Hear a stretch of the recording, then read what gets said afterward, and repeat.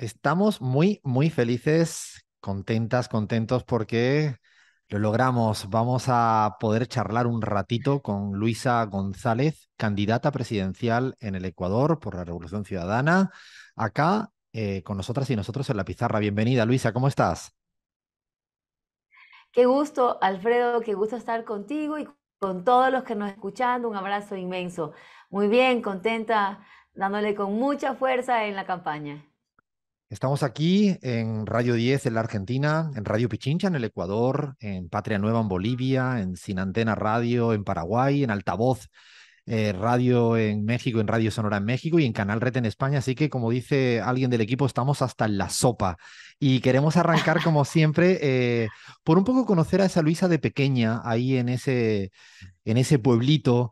¿Cómo era? ¿Era traviesa, rebelde, estudiosa? ¿Cómo era Luisa?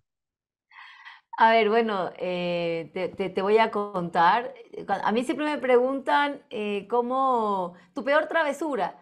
Entonces yo les digo, es bien complicado contar mi peor travesura, porque yo creo que hay un montón de peores travesuras. Yo vivía en una casa de 2 pisos. A los 2, 3 años me caí ventana abajo, caí en un alambre de púas, reboté al suelo, gracias a Dios caí en el alambre de púas, porque no me estampaba contra las piedras. Luego casi le incendio la propiedad, es campo, ¿no? Casi le incendio el campo ahí a mi abuelo. Luego me rompí la cabeza, las costillas, le rompí de un piedrazo la cabeza a mi abuelo, sin querer, claro. Bueno, yo no tengo una de las peores travesuras, tengo un montón. Mira, tú te descuidabas y yo estaba colgada de un sitio gritando auxilio. O sea, traviesa era, sí, estudiosa.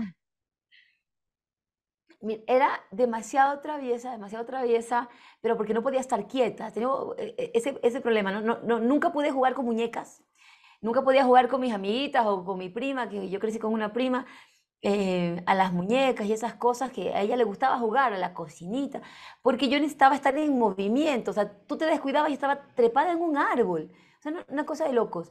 Y,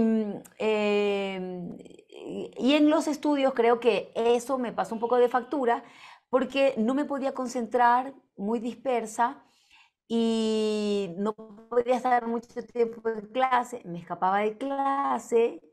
Lo gracioso es que yo me escapaba de la clase porque ya me sentía que me asfixiaba, no podía estar más tiempo encerrada en la aula, pero me escapaba, adivina dónde me escapaba, ¿A dónde? Ay, no te a puedo la ni... biblioteca a leer, imagínate, me salgo de clase a irme a la biblioteca a leer, tenían libros maravillosos de National Geographic y me ponía a leer libros de National Geographic, libros de historia, pero no podía estar en clase encerrada.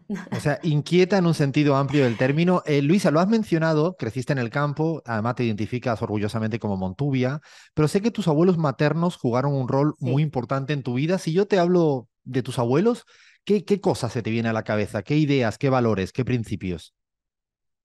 mi alma, mis abuelos son la mitad de mi alma, son la vida, son el hogar, responsabilidad, los principios, los valores, la verdad. Yo crecí con ellos y aprendí mucho de mi abuelo y de mi abuela. De mi abuelo, un hombre que tuvo 11 hijos, que de una responsabilidad impresionante, no le gustaba salir, estar en fiesta, andar en la calle, esas cosas, ¿no? Porque tenía 11 hijos y para él lo primero al acabar de trabajar en el campo era ir a la casa y ver si faltaba un clavo, lo que sea, pero ahí con su familia. Y él siempre dice, jamás dejé que le falte algo a mi familia, ¿no? O sea, trabajaba muy duro, ¿no? Ese sentimiento de responsabilidad, de amor, y de amor y empoderamiento a las mujeres. Mira, mi abuelo es un hombre que no se graduó del colegio, que apenas acabó la primaria, pero un hombre que en su tiempo de una sabiduría y de una sensibilidad, él tuvo 6 hijas y 5 varones, y a las 6 hijas las envió a la capital de la provincia con un gran esfuerzo para mantenerlas en la capital de la provincia y las envió a estudiar afuera, ¿no?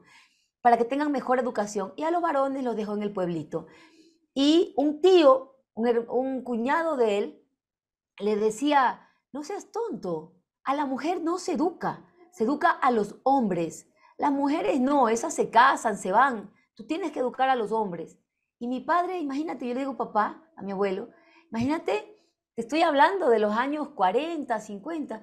Mi padre dijo no a mis hijas. Él siempre dice mi ramillete de rosas, mi ramillete de flores, mis reinas. Y fue su prioridad educar a las mujeres, imagínate. Y mi abuela, una mujer sumamente entregada al hogar, a su familia, de levantarse tempranito. Yo he sido muy hiperactiva toda la vida. Yo me despertaba a 4 de la mañana, qué insoportable, y me levantaba a hacer bulla. Bueno, mi abuela se levantaba a esa hora. ¿Qué pasa, mijita? Yo ya no puedo dormir, yo ya quiero comer, yo ya quiero desayunar a las 4 de la mañana, ¿no?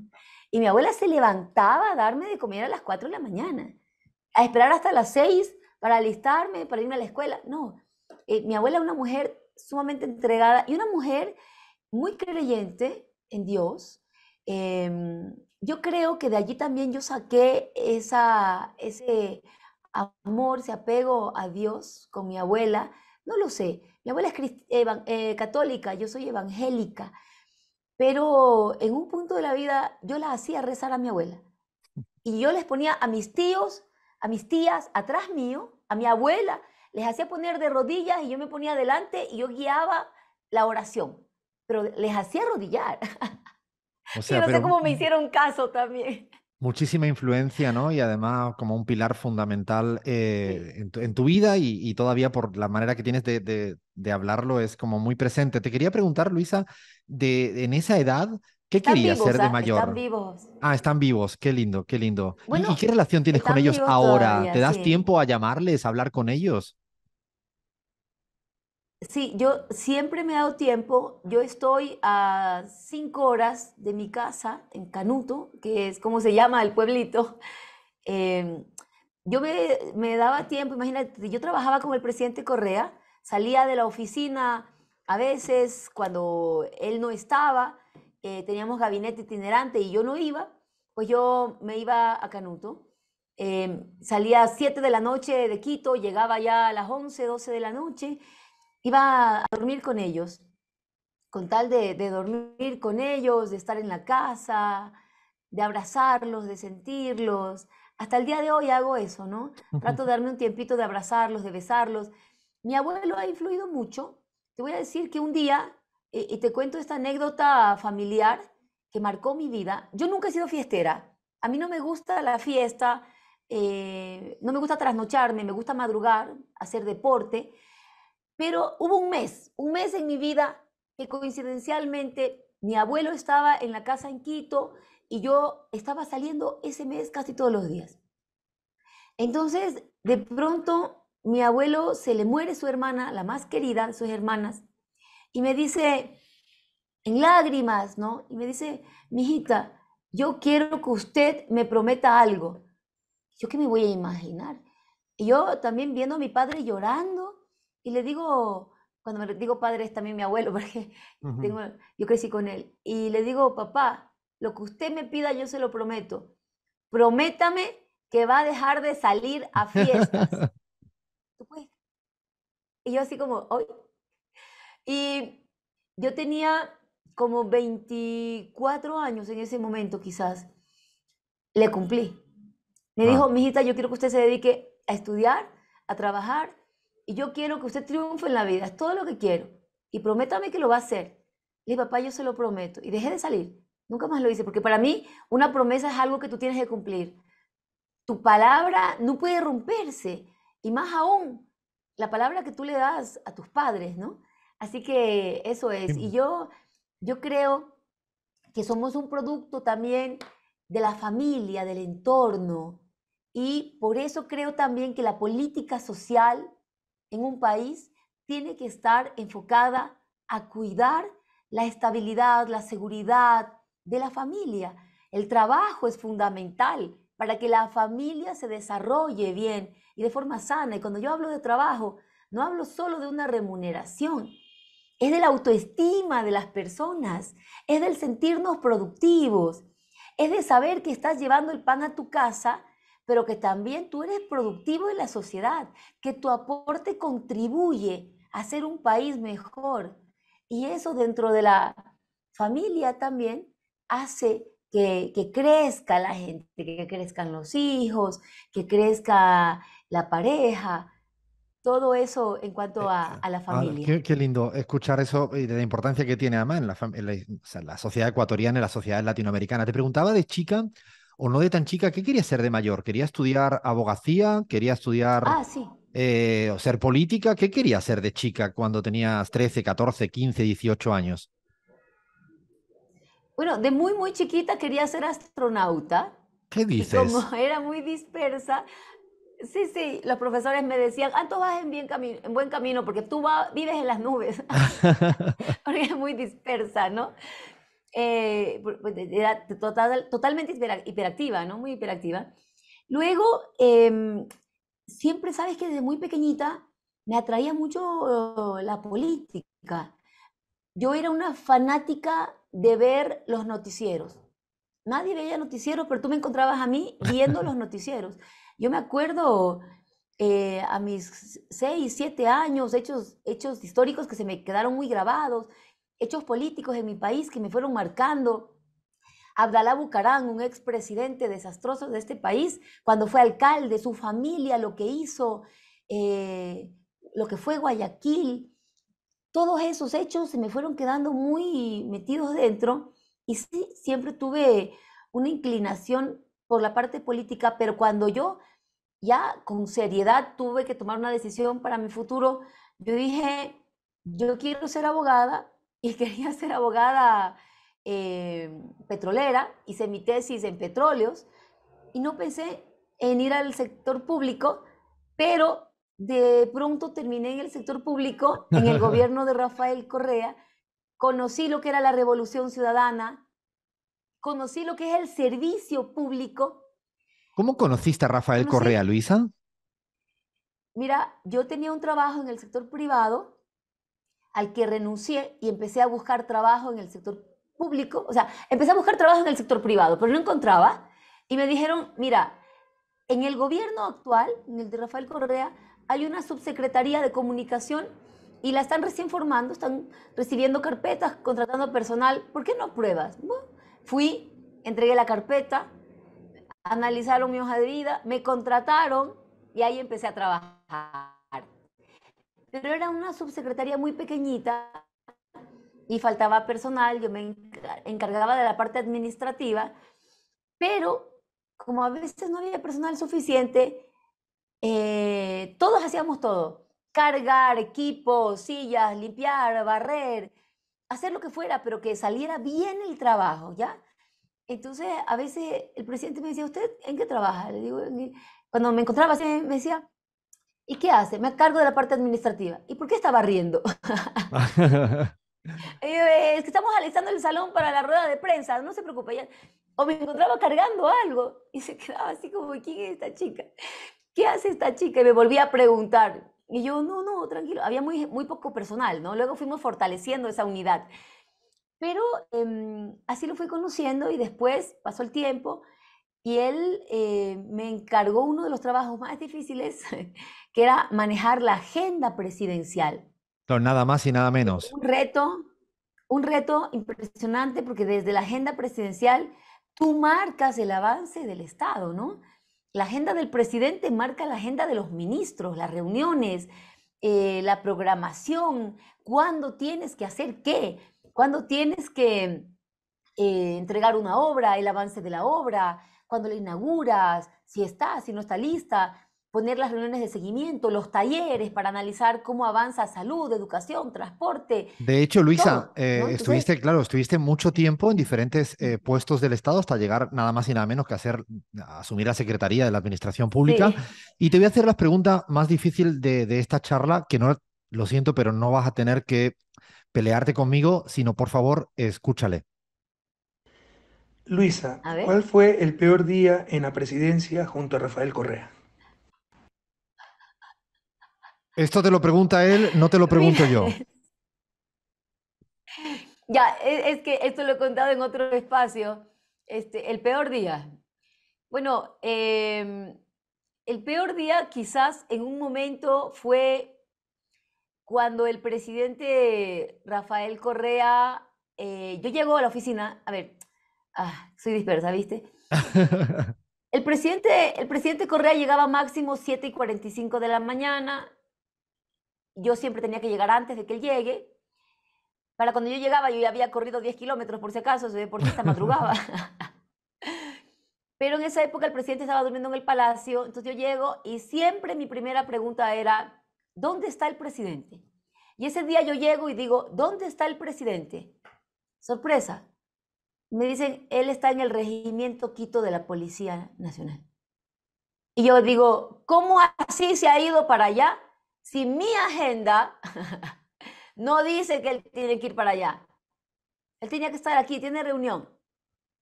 Y me dice, está en el Regimiento Quito. Finalmente, ya se vino todo lo que fue el 30S. O sea, es el mismo Lo día, estás detuvieron en el hablando del Regimiento mismo Quito. día, nada más y nada menos, del intento de golpe de Estado contra el proceso de la Revolución Ciudadana contra Rafael Correa. Ese día. Así es, así es, ese día. Todo fue ese día.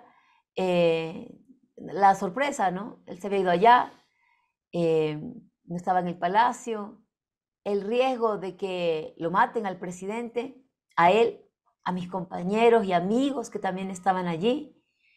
Y la parte bonita es que el pueblo se levantó a defender a su presidente. La gente, como nunca, un Ecuador que se levantaba a votar presidentes, se había levantado a defender a su presidente. Y eso fue algo muy bonito, muy Es muy bonito. hermoso porque es la Y con historia la un poco más al revés de la historia política ecuatoriana tradicional de las últimas décadas. sí, y sabes que muy duro, uno de los momentos más duros es cuando ya el presidente lo estaban sacando. Em, Estaba yo sentada en el suelo mirando en una pantalla cómo transmitían un poco las cosas que pasaban en los exteriores y va un policía caminando, creo que era policía o militar, ya no me acuerdo bien, creo que era militar, Froilán Jiménez, y va caminando y se resbala y cae y yo grito, que estábamos ahí en un salón, en una oficina en la presidencia con más gente, y yo grito, murió, lo mataron, murió. Y en ese momento mis compañeros dicen, no, cálmate, no, no, no está muerto, creo que se resbaló. Hoy día hay una placa ahí, Ah, él murió. Sí, muy, muy triste eso, la angustia de qué iba a pasar con el mejor presidente que ha tenido desde 1830 el Ecuador, como es Rafael Correa. Llegó, llegó al palacio donde estábamos esperándolo, salió al balcón, saludó a su pueblo, pero si tú hubieras visto, yo no sé cómo contarte esto, pero si tú hubieras visto la cara de mis compañeros que venían con él, era una cara envejecida, una cara contraída, una cara dura por la angustia del momento que vivieron, de salir de la cárcel, bajar y ver los vehículos en los que había llegado el presidente Correa, vehículos con orificios del ancho de tu dedo, o sea, orificios de los disparos. Querían matar al presidente Correa, más allá de lo que digan eh, almas pobres al respecto. Fue el peor día que tuve en el no es, gobierno. no es para Sí. menos, Luisa. Después, fíjate que han habido, ¿no? El proceso Lenin, el paso de Lasso, las elecciones presidenciales anteriores, tú ganas tu lugar en la asamblea, pero a mí siempre me llama mucho la atención cuando a alguien se le dice, usted va a ser candidata presidencial. Ese momento, Luisa, cuando ya te dan, no sé, después de, me imagino siempre difícil, debates, discusiones, todo el mundo se pone de acuerdo. ¿Qué siente Luisa González? ¿A quién va a contárselo? ¿Llama a los abuelos? ¿A tus hijos? ¿Qué haces? Bueno, en realidad, a ver, todo fue un proceso medio largo, ¿no? En un primer momento me dijeron, mira, pues tu nombre se está barajando entre otros nombres. Está Juan, Pedro, Luis, algunos nombres, ¿no? Pero también está el tuyo en Ahora un la grupo prensa, Luis, grande. ahora Luisa, la prensa está buscando Juan, Pedro, Luis, ¿quiénes son? ¿No? Ahora están, no, no, son ejemplos, ¿no? Sí, sí, son ejemplos, ¿no? O sea, lo mismo que pude haber dicho X, Y, Z, ¿no?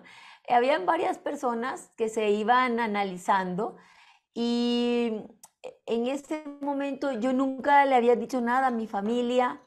Yo soy una mujer muy creyente en el Señor y lo que hice fue, como ya se empieza a especular, lo que hice fue suspender las entrevistas, dejar de hacer territorio, para no hacer ruido tampoco, ¿no? Y que pueda hacerse un análisis un poco más técnico sin que haya ningún tipo de ruido en torno a quién estaba de candidato, ¿no? Entonces, pero quería tenerlo todo como muy privado. Sin embargo, la prensa no lo permitió. Mis padres, mis hijos ven el noticiero y escuchan en el noticiero que empieza a sonar el nombre de Luisa González para la presidencia de la República y mis padres me dicen, ¿qué está pasando aquí? Uno de los anhelos de mis padres después de la persecución política y la traición era que me aleje de la política. Lo han intentado de mil maneras y pues no lo lograron. Yo siento un compromiso con mi patria muy fuerte y no pude alejarme finalmente. Y con la sorpresa, se enteran por las noticias, viene mi hijo pequeño, es el primero en reclamar. Me dice, acabo de ver con el tata, o sea, con su abuelito, las noticias y tú estás como candidata, esto no me gusta, esto no es posible, la privacidad, nosotros, el riesgo. Imagínate que un niño de 9 años analiza el riesgo O de sea, ser es tan candidata por la fuerte violencia en el el país. contexto de inseguridad y de violencia que también te quería preguntar Es, que hasta tu hijo de 9 años ya lo tiene en cuenta como variable. ¿Sí? Mi hijo de 9 años, una de las primeras cosas que le preocupó es la vida de su madre, la vida de ellos mismos, la familia. Y me lo dijo, pones en riesgo a todos. Me dolió mucho. Y la privacidad. Mis hijos no quieren perder su privacidad. Mi familia, mi madre, mi padre, mis hermanos. Eso fue como un poco la preocupación. Y luego pues yo les dije, miren, yo sé cómo sacar adelante mi país. Y mi país está de rodillas. Y yo sé cómo ponerlo de pie. Hay que hacerlo por todos. Y fue lo que le hice entrar en razón a mi hijo pequeño. Y le dije, mira, mi amor, mamá sabe cómo ayudar a niños como tú, que hoy día no pueden ir a la escuela y tú sí puedes. Que hoy día no tienen trabajo, que hoy día no tienen alimento, que tú sí tienes. Entonces hay que trabajar por ellos. Y ahí mi hijo lo entiende y me dijo, ¿y la seguridad, mamá? Le dije, mi amor, ¿tú tienes fe en Dios? Pues ten fe en que Dios también nos va a cuidar. Va a estar todo bien. Y ahí, ahora, Ya, bueno, ahora están contigo, ahora sí te es mi primer apoyan. hincha. Luisa, te quería, Me hay una pregunta, apoyan, me apoyan desde la distancia. bueno, es normal y es poco a poco. Te quería, hay una persona que está muy pendiente del proceso electoral ecuatoriano, es el expresidente español José Luis Rodríguez Zapatero, y ha querido dejarte esta pregunta. Muy buenas, querido Alfredo. Me cuelo en la pizarra de manera imprevista para hacer dos preguntas a Luisa, la candidata a la presidencia de Ecuador. Siempre me gusta conocer cuál es el autor o la autora preferida en el mundo de la literatura. Esa sería la primera pregunta para ti, Luisa. Y la segunda sería, ¿cuál es tu mejor recuerdo de España? Bueno, muchas gracias. Te deseo Oh, suerte en ese reto, en esa aventura de ganar la presidencia de Ecuador, de ese país del que tengo un gran recuerdo.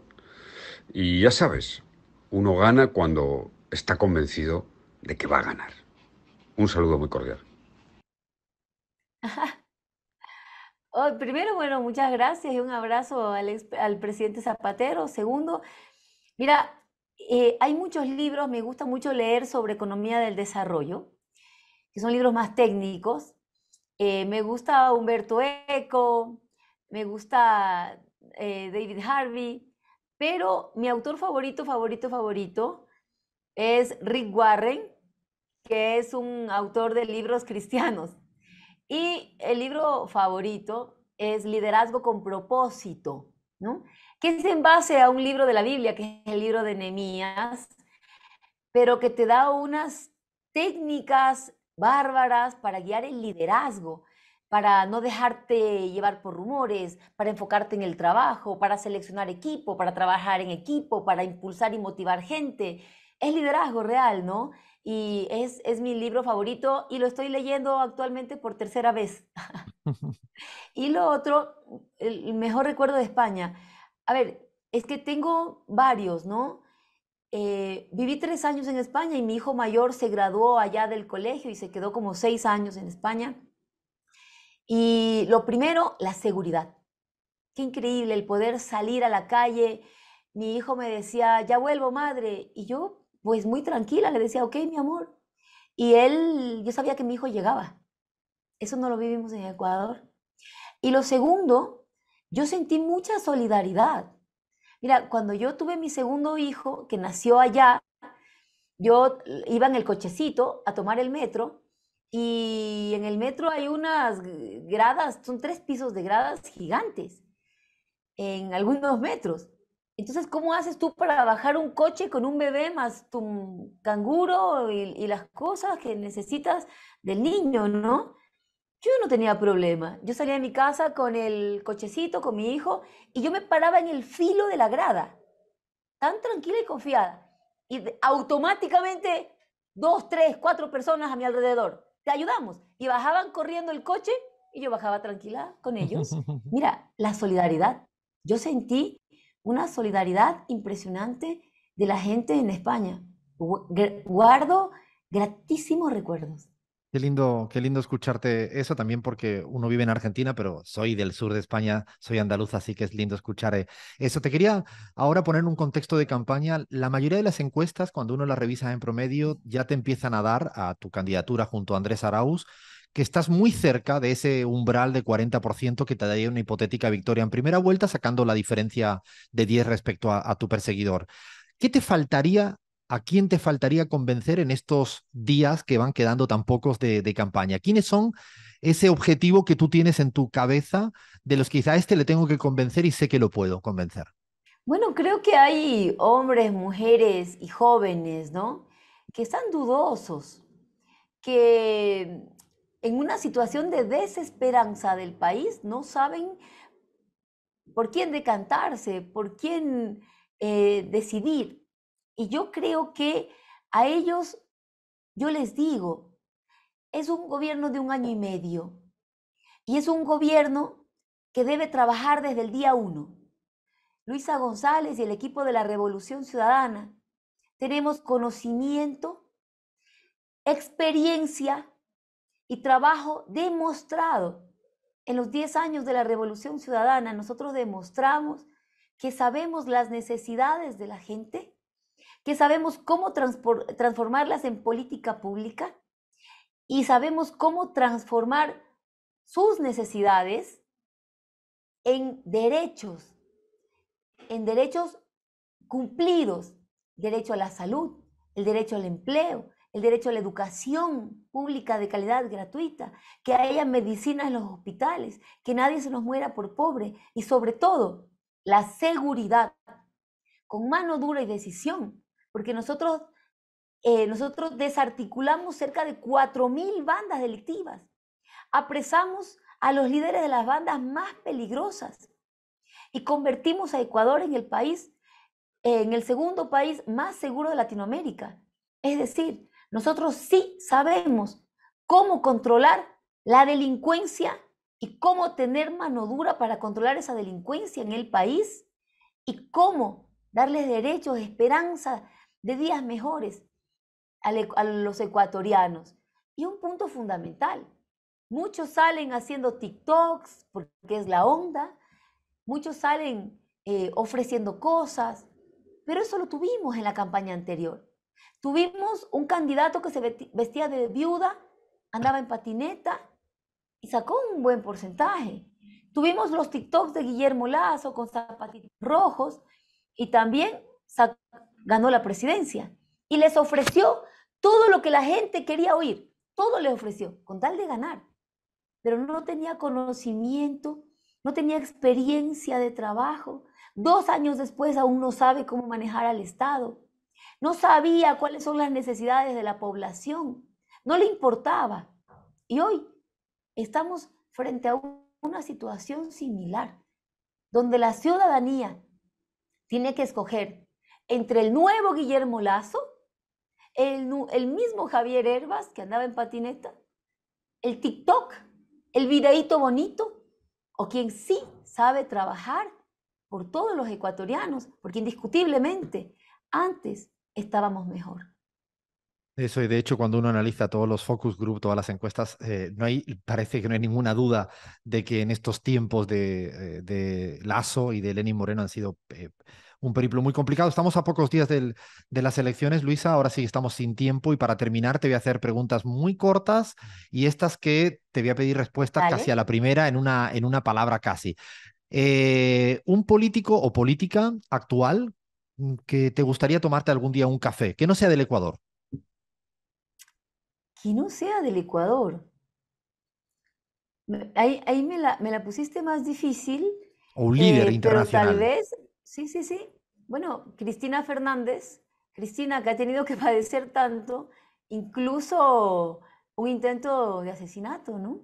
Sí. ¿A qué político no te gustaría verlo ni en pintura? Y ese sí puede ser del Ecuador. Bueno, es que me la pones también difícil otra vez. Guillermo Lazo y Lenín Moreno. Una foto de los dos. Eh, ¿Te gusta Los dos. cantar en el karaoke? Yo que estoy, cuando voy a Quito, nunca he visto tanta gente cantando en los karaokes como en Ecuador. ¿Eres de cantar en karaoke o nada? Bueno, la gente me ha dicho que nunca esperaba encontrar a alguien que cante peor que el presidente Correa hasta que llegué yo, pero me encanta cantar en el karaoke. Eh, un plato de comida ecuatoriano que te guste mucho. Bueno, la tonga es un plato de arroz con seco de gallina y maní. ¿Para tomar un canelazo o un shot de caña manaba o u otra cosa? Caña manavita, ¿Cuál es la red social primera que consultas a primera hora de la mañana? Twitter, ¿Un país para irte de vacaciones o que te gustaría conocer alguna vez? Londres, me gustaría ir al Reino Unido, Y ahora si te Escocia, digo Escocia, mira qué lindo. Y ahora te digo una palabra y me dices una. Si te digo Eloy Alfaro, líder, César y Josué, amor, Emelec, Rafael Correa, Rafael Correa, patria. Guillermo Lasso. Me voy a contener. Delincuente, no pude. El Papa. Eh, padre de una iglesia, Y por último, el Ecuador. amor. Bueno, mil gracias, Luisa González, por estar aquí con nosotros y con nosotras en la pizarra. Espero que te hayas sentido bien y mucha suerte para las elecciones presidenciales del día. Nada, estamos a la vuelta de la esquina. Sí, estamos a la vuelta de nada. Mira, mi patria necesita recomponerse, necesita paz, necesita amor, unidad, hermandad, esperanza. Le devolveremos la paz, le devolveremos el amor, le devolveremos la seguridad, le devolveremos la unidad a las familias. Eso es lo que nos jugamos. Vamos a devolverles esa patria de paz y de amor que crecía con esperanza, donde estábamos felices. Y la mayor preocupación en cuanto a delincuencia, ¿sabes cuál era? Era que te roben el celular. Eso era lo más grave que teníamos en el país. Ahora fíjate cómo estamos, pero devolveremos al Ecuador esa patria maravillosa. Gracias por este espacio, Alfredo, y te espero en Ecuador. Nos veremos pronto por allá. Un fuerte abrazo y mucha suerte.